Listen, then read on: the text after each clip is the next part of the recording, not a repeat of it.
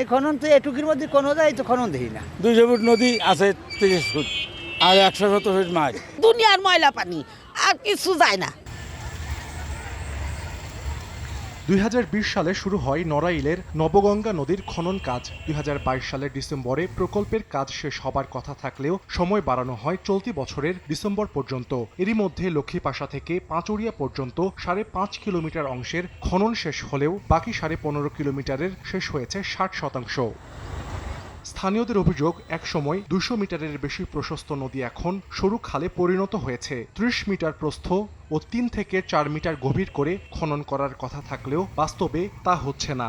বড় স্রোত ছিল নদীতে, আর এখন তো অবস্থা নদীতে তো পানিই নাই। এই খনন তো এটুকুর মধ্যে কোনো যায় তো খনন দেখি না। 200 ফুট নদী আছে, 30 ফুট আর 170 ফুট মাছ।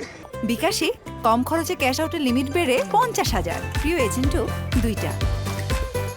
দুনিয়ার ময়লা পানি আর কিছু যায় না। খননের পরে নদী কেন ছোট হয়ে গেল? গভর্নমেন্ট যে টাকাটি বরাদ্দ করেছে তার সেই টাকাটি যাতে 100% নিশ্চিত, মানে ব্যবহারটা নিশ্চিত হয়। ঠিকাদারি প্রতিষ্ঠানের দাবি, নদীর অনেক জায়গা দখল করে বাড়িঘর ও বিভিন্ন স্থাপনা নির্মাণ করা হয়েছে। এ নিয়ে আদালতে মামলা চলমান থাকায় খনন কাজে সৃষ্টি হচ্ছে প্রতিবন্ধকতা। ভূমিদস্যু জাল কাগজ তৈরি করে মহামান্য আদালতে শরণাপন্ন হয়, আদালত থেকে সেগুলি ভ্যাকেট হয়ে গেছে।